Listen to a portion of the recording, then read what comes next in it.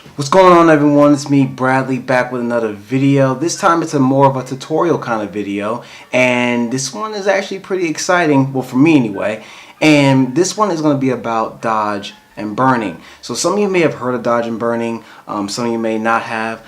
So if you don't know what dodge and burning is, in a nutshell, dodge and burning is basically you're lightening or darkening specific areas of a photo or a certain subject or whatever you took photos of. So for instance, say you took photos of a statue or whatever, and they had a lot of definition in it, and you want to kind of increase the definition. So say they had a lot of muscles in it, and you want to kind of get the details of the muscle. What you would do is you use the burn tool to darken the shadow areas just a slight bit, and it will make the muscles on the statue look a little more defined. And it's vice versa when you use the dodge tool. All it does is makes everything lighter. So if you want to make something shiny, or you just want to get rid of some of the shadows in certain areas, you would use the dodging tool. So instead of me explaining it, let me show you. Come on. Okay, so we're here on my photo that I took of Lofton Bradley. That's her right there.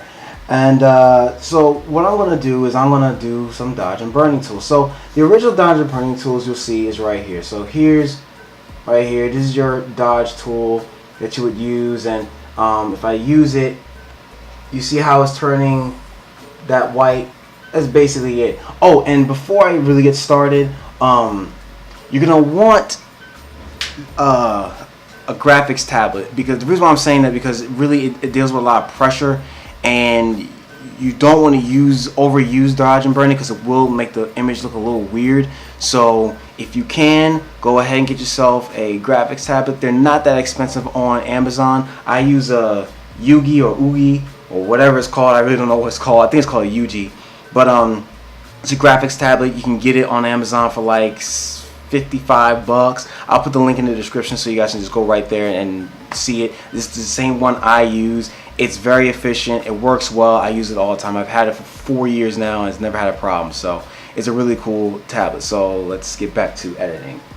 So yeah, as you saw, that was the dodge tool, and it makes everything light, as you can see.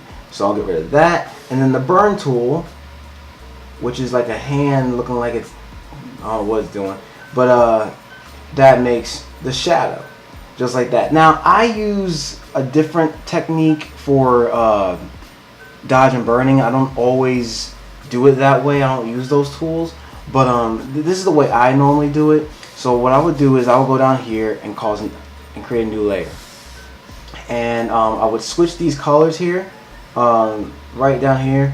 I would switch these colors to black and white. So I'm going to go ahead and click D on my keyboard, which makes it default and goes back to black and white. So if you want to go back to default or back to black and white, you just press D on the keyboard. So what I normally do is I'll make a new layer, as you saw, go to black for burn, and I will go all the way to my brush tool. Now make sure your brush tool is on the soft edge, okay? And your opacity, I'm going to turn that down a little bit to about a 19 maybe. Oh, ooh, that's too far. Hold on. I'm going to turn that to about a 19, 21, 22, like in that area. And that's how I would use it right there. So then I go over here to normal. Now you're going to change your blend channel, or whatever this is called. I think it's called your blend channel. Your blend. You're going to change your blend. And you're going to go ahead and change it to soft light. That's what I normally do. And then after that, I zoom in, and you see how she has all these creases in her pants. So what I'm going to do is I'm going to lower down, I'm going to lower down the brush a little bit. Use the bracket tool, left and right brackets to make it bigger and smaller.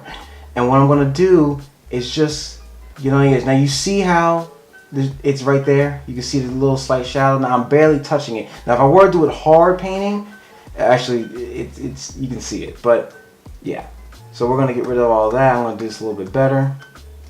Normally what I would do is if I see a crease, I'll just do a slight, just like that. And then I will do another slight. Wherever I see a slight shadow, I will do that. And all it does is brings out the shadows in her pants. Now these are a little too dark and a little unrealistic, so I'm gonna get rid of them and change my blend mode. That's what's called blend mode. Back to soft light, and then I'm gonna change this a little bit lighter, probably to 15, because you want to make it very slight and very subtle. You don't want it too obvious. And there it is. So we'll do it like that. I'm gonna even change the opacity over here too. That's like a 54, because you, like I said, you don't want to make it look obvious. So you want it very slight. And even though it's slight, trust me, when I turn off the eye, you'll see that you can see a huge difference in it. It just accentuates all the little details in it. So we're gonna do that. Like I said, get that a little bit, and that's it. Now we'll scroll down to this part right here of our pants.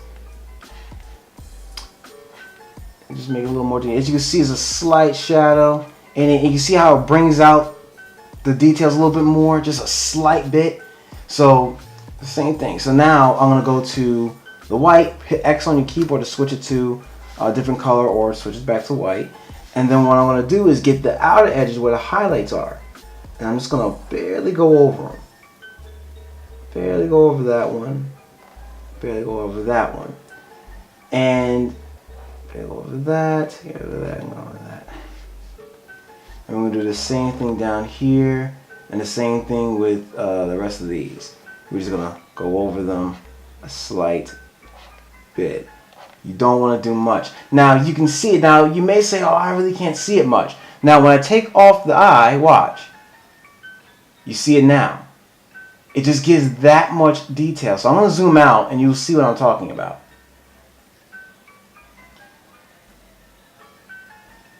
As you see, it just gives that much detail. Dodge and burning is that great and that effective, really, and it gets addicting after a while, especially when you want to show that kind of detail. So anyway, I know this was a really short tutorial and a really short thing. I mean, really, that's all dodge and burning is. So basically, all you're doing, like I said, you're just accentuating, or you're just really making the details in the photo come out just a little bit more. That's all it's meant for.